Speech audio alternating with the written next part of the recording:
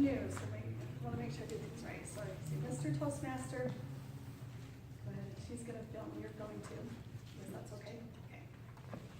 So ladies and gentlemen, Chris Petty Bedwetty, that was his name, and the entire third grade knew it. He'd often wear dark blue jeans to hide the fact that he'd wet his pants nearly every day at school. But we could still smell it, and oftentimes we could see it. Shelley, Lori, and myself, we were the third grade bullies, and we let everyone know it. The monkey bars were ours. And do you remember those tall metal swing sets? The upside down V, long pole, huge strings that hung there with the chains. And you could swing so high, you almost felt like you could flip over and go around the world. That's what we called it. And we didn't have grass, we didn't have sand, or that soft stuff they do now. We had cement. We loved the swings too. In fact, those were ours too. One day, Chris was on the swings, and Lori wanted his swing. She teased him, Chris, you're probably going to pee on that swing anyway. He was mad, and he took his aggression out on me. He pushed me down pretty hard. I hurt this right knee right here, hard enough that it ripped open my pants, and the skin about that size pulled right off, and I was bleeding everywhere. I ran to the principal's office yelling, you're going to be in so much trouble, I'm going to tell on you. I did tell on him, and he did get in trouble.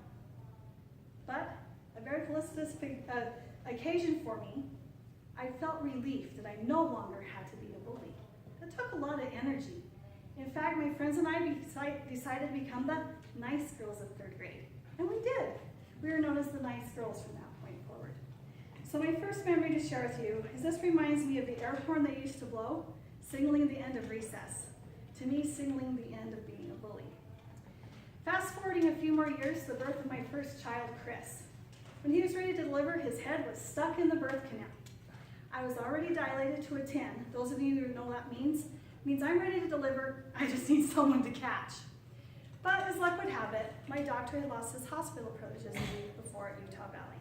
They couldn't find a doctor for me. They called and called, and they had to slow me down. So they found a doctor on the Payson Hills golf course just finishing up his game. 2 hours later, he arrived, and he had to take Christopher with forceps. So when he came out, his head was smushed kind of like an ape, and he had a cone head. And I remember looking at him going, oh, he's going to be a football player. And he was. And then I also reminisce that this boy was going to need a lot of help. And I think we do that a lot as parents, as community members. We give help. This reminds me of the forceps. It's what they look like. The time I became a helper. A few years later, I became the director of a young mother's high school. So I taught pregnant and parenting teens, and oftentimes adults would come back to get their GED.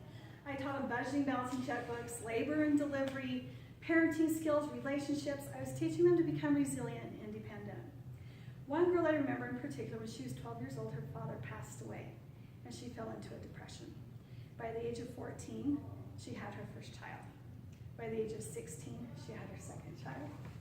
By the age of 18, she was pregnant with her third, and that's when I met her. She was on bed rest, and I knew there was no way she was going to graduate high school unless we did something to intervene. So I got permission from Alpine School District to do a home visit for her. I'd bring her packets that she could finish up her work and hopefully graduate. About my third visit there, she had a gift for me. And this is the gift. It's called the Giving Angel. And she told me, thank you for taking the time to teach her. And it's been on my bedroom dresser for 25 years now. It's kind of reminded me of my journey, where I started out as a bully, turned into a helper, and ended up a teacher. And that's my life's work now, because I am a school counselor and I am a mentor, and I teach resiliency and coping skills. And I feel like I've had a blessed life. How felicitous is that? Thank you.